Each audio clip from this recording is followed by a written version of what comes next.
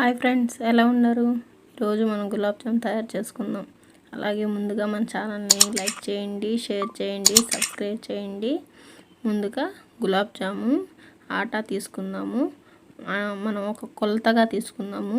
ఒక కొలతగా తీసుకుంటే చక్కెరకి కూడా మనం బాగుంటుంది స్వీట్ అనేదానికి. నుండి ఒక ప్లేట్లో వేసుకుందామండి. వేసుకున్న తర్వాత దీంట్లో ఉప్పు అదంతా ఏమి వేయరండి. కొంతమంది వేసేస్తారేమో, మళ్ళీ చెప్పలేదని అంటారేమో అని చెప్పి నేను ముందుగానే చెప్తున్నాను. ఒక కప్పు నాకు అది గులాబ్ జామున్ ఆటా అనేది వచ్చింది. నేను మితంగా చూసుకొని ఆటా అది కలుపుకుంటా ఉన్నాను. ఇది ఎక్కువగా ఉండలు కట్టకుండా, అలాగని నీళ్ళు ఎక్కువ పోస్తే మళ్ళీ జారు అయితే మళ్ళీ కష్టం కదండి. దానికని ఇలా ముద్దగా చేసుకున్నాను, కొంచెం వాటర్గా. అలాగే దీని మీద మనకి నెయ్యి కావాలంటే నెయ్యి, లేదా నూనె కావాలంటే నూనె దాని మీద వేస్తామండి. ఉండగా చేసుకున్నాం కదా మనం గులాబ్ జామున్కి ఆటాని. చూడండి, ఇదంతా కలుపుతున్నాను నేను. ఇలా బాగా కలిపితే మనకి బాల్స్ చిన్నవి చేసుకోవాలండి. బాల్స్ కూడా మొత్తం మిక్స్ అయ్యేదానికి నేను నెయ్యి వేసానండి కొంచెం. చూడండి ఎట్లా ఉందో. కొంతసేపు దీన్ని ఇట్లాగే పక్కన పెట్టేస్తామండి. ఇది కలిపాం కదండి, కలిపిన దాన్ని ఒక 10 minutes పక్కన పెట్టేస్తాము. ఎందుకంటే అప్పటికప్పుడు కలుపుకునే కన్నా ఇంకో గిన్నెలో చక్కెర, ఇందాక మనము గులాబ్ జామున్ ఆటా తీసుకున్నాం కదండి, దాంతోనే చక్కెర తీసుకున్నానండి. నేను చక్కెర తీసుకున్నాను. అది ఎంత ఉన్నిందో ఆటా అంతే. నేను చక్కెర 2.5 కప్ వేసానండి నేను. అంటే మనకి గులాబ్ జామున్స్ ఎక్కువ అవుతాయి కదండి, దానికని నేను చక్కెర అది దేంతో కొలతగా తీసుకున్నాను దాంతోనే నేను 2.5 కప్పు చక్కెర వేసానండి. ఎందుకంటే మనకి షీరా బాగా కావాలి కదా, ఎక్కువ గులాబ్ జామున్స్ అవుతాయి. అది దానికని స్వీట్ తీసుకోవాలి కదా, షీరా కోసం అండి. ఇదండి ఇందాక మనము ముద్దగా చేసుకున్నాం కదా గులాబ్ జామున్ పౌడరు. చూడండి ఉండగా ఎట్లా చేసి పెట్టాను. దీన్ని ఏం చేయాలంటే చూడండి, ఎంత లోపల కూడా ఒక్కొక్కసారి చిన్న బొబ్బుల్స్గా వచ్చి రౌండ్గా రాదండి.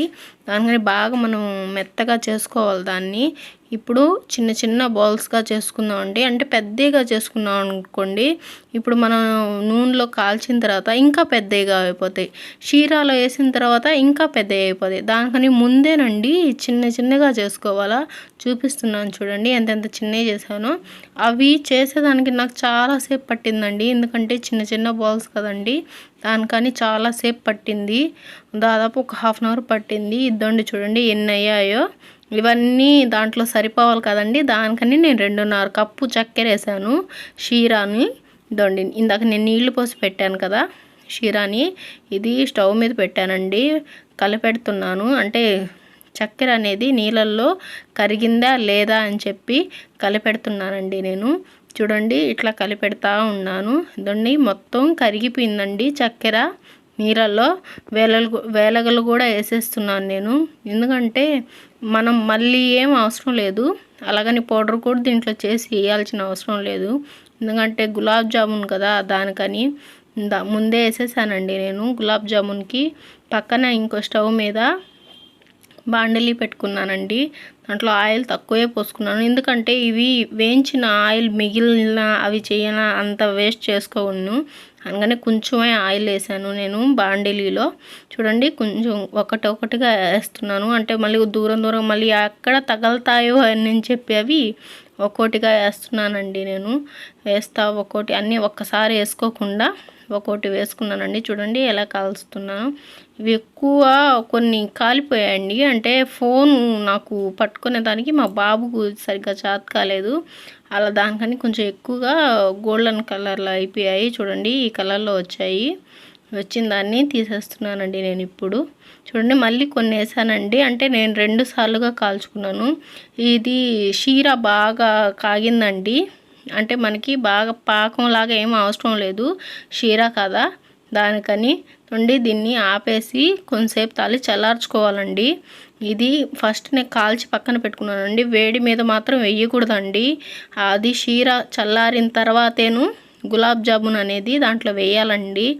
వేడి మీద వేసేస్తే పగిలిపోతాయండి. అవి పగిలిపోకుండా షీరా అనేది చల్లారిన తర్వాత ఇవి దాంట్లో వేస్తే బాగా తీసుకుంటుంది. అంటే మనకి రేపు మార్నింగ్ అంటే ఈరోజు నైట్ చేసుకోవాలండి, అప్పుడే చాలా బాగుంటాయి. అంతేనండి, ఇద్దండి మన gulab jam ready. Okay friends, bye.